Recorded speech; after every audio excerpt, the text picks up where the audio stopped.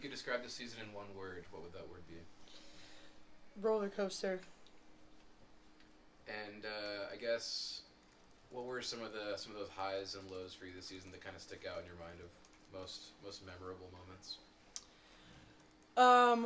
I mean, obviously, I think our season was like a tale of two stories, you know.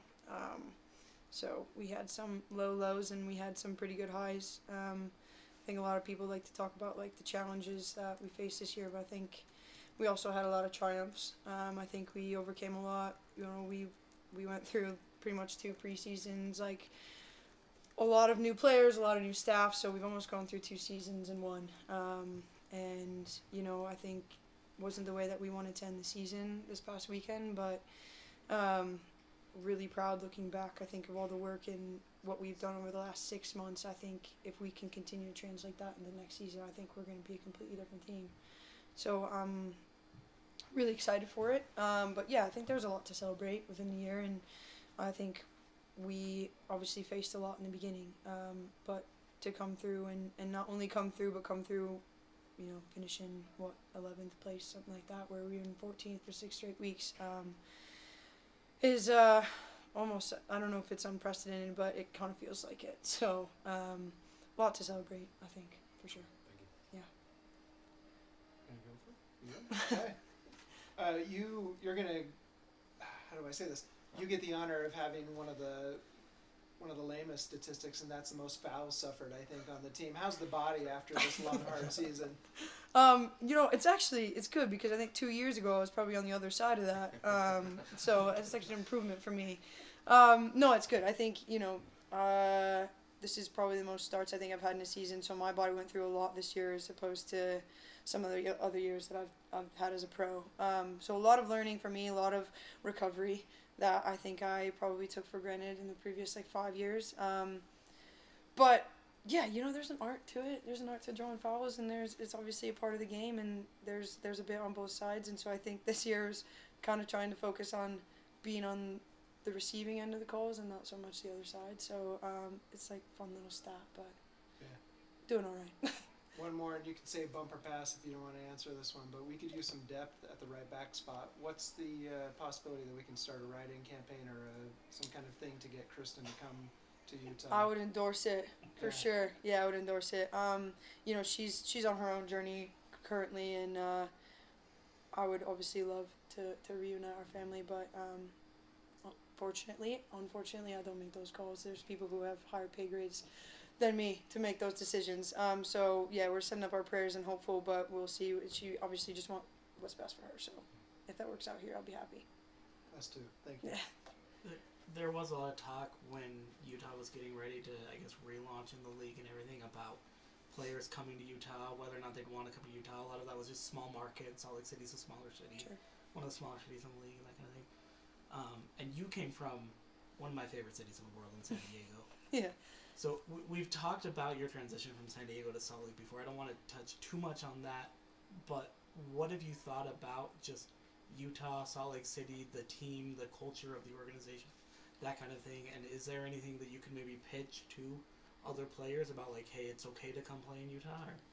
Yeah, I mean, look, I think a big part of it for me, and obviously it's pretty personal, but I think, you know, Utah has like a reputation of being a more conservative state, and with my own lifestyle, I think people were probably worried for me for that. But I think since coming here, I've never really felt like uncomfortable, and I think that was actually a big part of my like pride project I did as well. Is I think there's like a big reputation that Utah upholds, whereas a lot of people don't know it's like we have the most LGBTQ people per capita in the city, and so you know I've been able to build a community and had obviously a lot of support in my project as well in June, and so I think that is somewhat of concern. Obviously our league can be a little bit more progressive and just in terms of the views and the fans as well, and so I think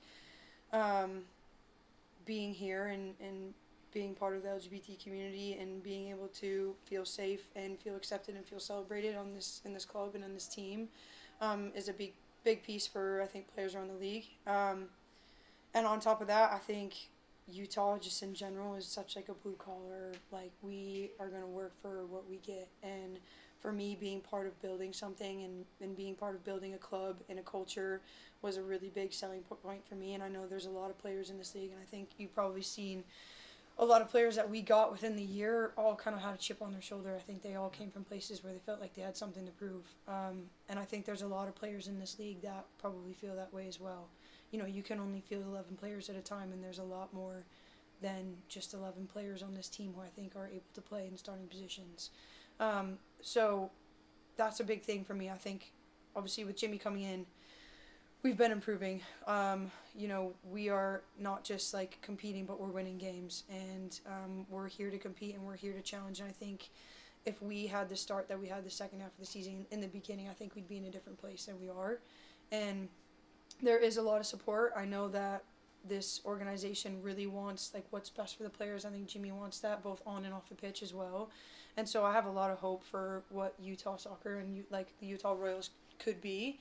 And so, yeah, I think that's a massive point. And it's almost like sometimes you're not really sure until you get here, but I've really enjoyed my time even getting to know Utah, and I've started to like explore and do the outdoorsy stuff. But, you know, it takes time to build a community, but the more I've been building mine, I think I've been really happy and content with like what I've been building around here. So, yeah, I have nothing bad to say, really. Well, I won't belabor too much personally, but I'm really happy to hear that, like, really, really happy to hear that you know, you've kind of fit with this team, with its people, this community. Thank you. Sort of on that note, you mentioned kind of the triumphs of this season. A lot of people tend to look at non-playoff team, the low points and whatnot, but what's maybe the number one triumph that you're going to remember of this year? I think the one that sticks out to me the most is the Thorns game. So it was the game right after we lost 6-0 to Orlando. And it was the Thorns game where we tied, I think, 1-1. That game to me stuck out because I think that was like the first time that we recognized how much potential this team had. And it wasn't even a win, but I think the way that we were able to compete and even dictate the momentum and dictate the game, I think it was the moment that we as a collective like really saw the potential that we had. And I actually said to Jimmy after our last game, I was like, listen, I know this last game isn't the way we wanted it to end, but we know that we didn't play our best because we were able to see the potential that we have over the last 6 months. And I was like, you coming in and Sam really gave us that idea. And that first game, I think, was the moment that we realized, like, guys, we have so much more to give as a team this year and so much more to give as a group. And I think we were able to see kind of light at the end of the tunnel and be like, we can work for so much more and we're capable of so much more. And so, yeah, that one for me stuck out because I remember kind of coming into the locker room and we were, like, celebrating this tie. And we're like, it's just a tie. It's so crazy. But I was like, it's such a win for our group. And just in terms of momentum and confidence. And, I mean, you saw it over the last, 6 months. It just built and built and built. And obviously that we had some ups and downs even then. But I think we always knew what we were striving for. So that's all we have time for.